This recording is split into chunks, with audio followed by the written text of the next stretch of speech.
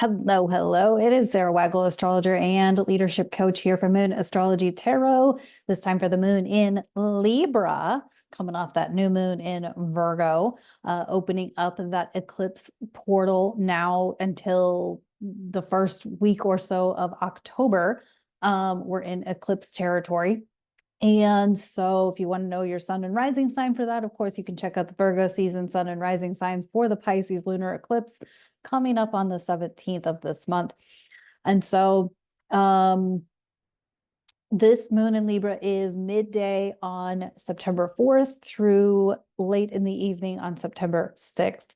So it's a fairly active moon, but it's also a lot of build-up moon. And so long farewell to Mars being any sort of motivation. Mars moves into Cancer shortly after the moon ingresses into Libra. Mars is a detriment in Cancer because he is exalted in Capricorn. Sorry, felt like I had a hair. So now Mars is good in Capricorn, as in like it's kind of the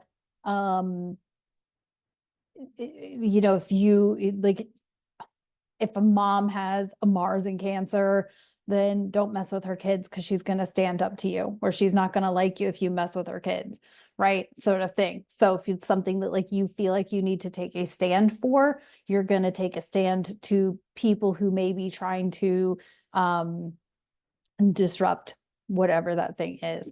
So Mars is going to be in Cancer from September 4th through early November. He'll move into Leo, turn retrograde, be back in Cancer from, I believe, mid-January through about mid-April 2025. So he'll be in Cancer when a lot of the change starts to happen in early 2025. So I don't know if that's good or bad.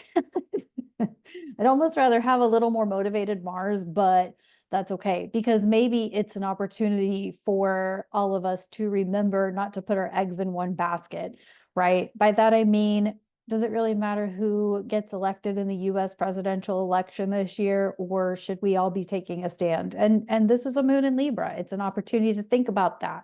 It's an opportunity to think about, are we trusting in one leader versus trusting in ourselves to actually make things go differently?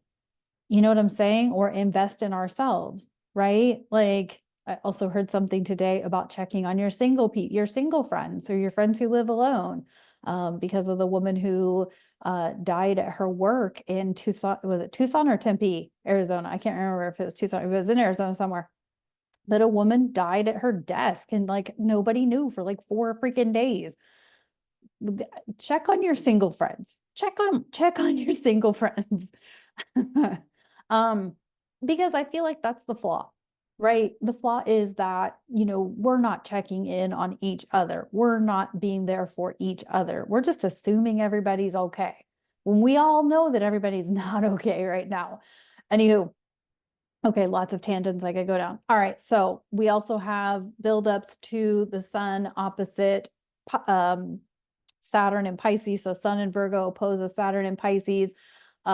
Kind of talked about this before with the Jupiter square Saturn, about like health, medical things, hospital things, things like that. Because of Pisces rules hospitals, and Saturn kind of, highlights where we're being maybe a little disregarding in that area. And I feel like the sun opposed Saturn, especially the sun in Virgo, which is all about health, physical health, opposing Pisces, that's more about mental health. And so, the balance there, health issues, things like that, resurgences of C, the thing, Sarah, be careful. And then Mercury building up to his third square. Is it third? Yes, because he squared Uranus in July, which was when the crowd strike thing happened, and then squared Uranus again in retrograde. Now he's direct squaring Uranus again right before he enters Virgo. So Those are kind of building in this lunation, but well worth talking about so you can kind of be attentive to things that are going on around you. But the big story for this moon in Libra is Mars entering Cancer and the fact that Mars will be in Cancer for a super long time. And so if we would think about the fact that Mars is exalted, he loves being in Capricorn. The opposite of Capricorn is Cancer. That's where Mars is, and he's going to be at fall, and he's going to be there for a long time.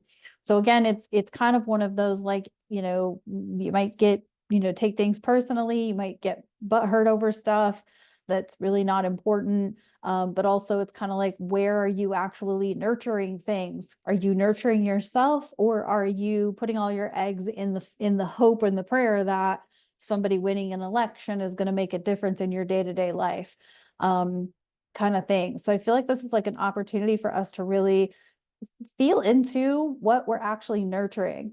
And on that note, the Aquarius self-experiment is what I'm doing in the month of September. It is a post. It's available on my community section. It's a daily post, written post. It's also on my Instagram at Sara Waggle. So you can follow me there. But I'm basically taking what I did in the videos and putting into a practical daily practice, daily habit form or format. And so kind of just beta testing it this month. If you would like to beta test it, drop me a comment on either one of the posts or drop me a comment on a video and let me know that you would love to beta test or support whatever. I can also set, I'm working on a survey so I can kind of feel into what people want, need, all of the things. And so, if you want to be a part of that, if you want to get some practical support around building your spiritual life or your spiritual connection to your higher self, God, source, universe, all of those sorts of things, even just building a better relationship with yourself, this might be something that might be helpful for you. So it's the Aquarius self-experiment.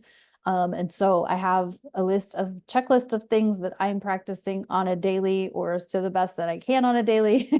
And it's realistic, but it's also like meant to keep you disciplined and intentional and conscientious about your daily spiritual and self practices. So if you're interested in that, comments, let me know. Check out the community section for the post for that, and all of that. So yeah, so active moon in Libra. But I think with Libra, it's kind of important to just keep in mind Libra is about justice. It's about making sure the people around you are getting what they need without exhausting yourself, without pouring from an empty cup kind of thing. So let's see what's up in the tarot. You got the Star Trek tarot and we got the Angel tarot. So we'll get from both of those.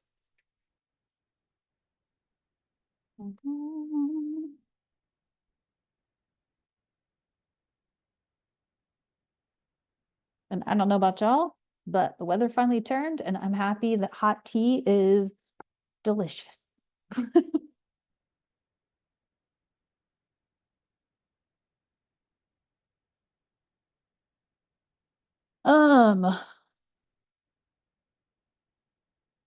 A page of Latinum upright. This is Dr. Rega. I love this guy. This is one of the only Ferengi that I actually love. Page of Latinum, curiosity about physical environment. I mean, this is Virgo season, so your physical environment, getting curious about what works, what doesn't work, what habits work for you, what practices work for you, playing around with different ways of managing your finances, organizing your schedule, your routine, all of those sorts of things. What foods work well for you, what foods do and don't help you feel better, more energized consistently throughout the day. I'm definitely not the best at this. I am a regular napper and I have no shame in my nap game. But I feel like there is a part of this Virgo season that is really about what are you actually nurturing?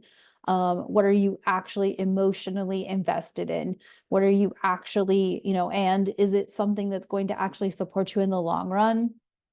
Or is it something that's going to be at your detriment if something doesn't go the way you want it to go or the way you think it should go, sort of thing? Because we can should all over the place, but it's just going to be a pile of should and not, not anything productive. Whereas if you actually invest your time and energy and your emotions into yourself, your well-being, the people around you's well-being, you know, could actually make things better no matter what happens in the world around us. I say that a lot. Like, what happens out there is going to happen out there. It matters how you feel within yourself. So let's see what's up with the Angel Tarot.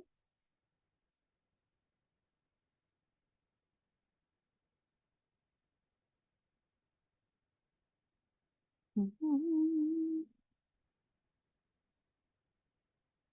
think I also forgot to mention that Venus conjunct the South Node opposed the North Node that happened during the moon in Virgo.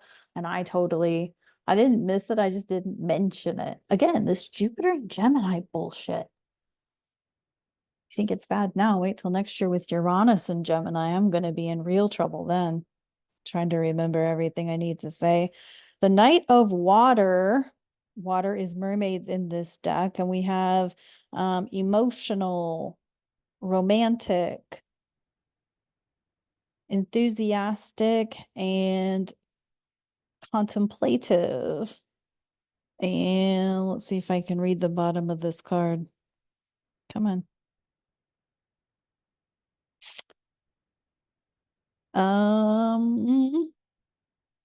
Falling in love, a relationship proposal, the need to balance emotions and an invitation to a social event.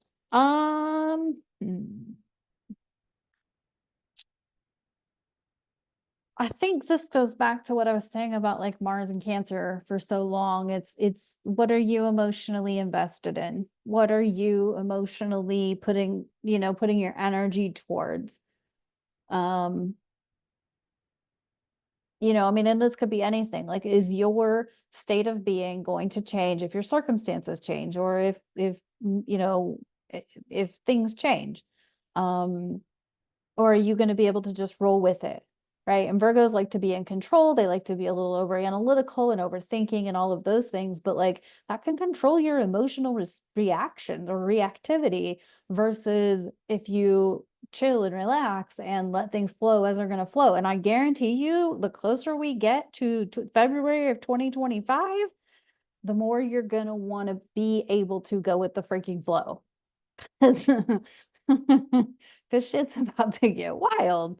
And it's going to change, and it's already changing very rapidly with Jupiter and Gemini since May. Like, think about what all has transpired since May of this year, June of this year, July of this year. It's not going to slow down anytime soon. So I feel like this is about what you're emotionally, mentally, physically, spiritually invested in. And really being conscientious and intentional with yourself about how you're choosing to go about it. That's partly why the Aquarius self-experiment is coming through right now, because it's like, okay, I don't live in the most ideal place for a person like me who's legally blind. This is a driving community. People don't ride a bus here. There's no buses here. Hell, there's no taxi cabs here. But like, am I going to let that take me out? Am I going to let that be a reason that I don't thrive? I thrived in Arizona when I landed there 2 weeks before everything went down in 2020, and I freaking thrived, right? I didn't know anybody there. I knew the person that I lived with. I knew one other person that had lived in Phoenix for a long time. I didn't know anything about the area. I was intending to be there for a vacation for 2 months, and it turned into 2 years, but I thrived. Right. And what I'm suggesting here is that there's always an opportunity to thrive. It's a matter of you choosing how that goes for you, whether that's your nutrition, your fitness, your financial goals, your relationship goals, whatever. There's always a way to build something regardless of what's going on in the rest of the world. So anyway, that's what I got for this moon in Libra. I hope that's helpful. I'll talk more about the Mercury square Uranus, Sun oppose Saturn situations for the Mercury or the Moon in Scorpio video, because those actually happen during that. I just wanted to bring them to your attention so that things start happening, they're already, you already know. You already know if communication goes wonky, oh, Mercury is squaring Uranus for the 3rd time. So, all right. Thanks for tuning in. I'll talk to you in the next video.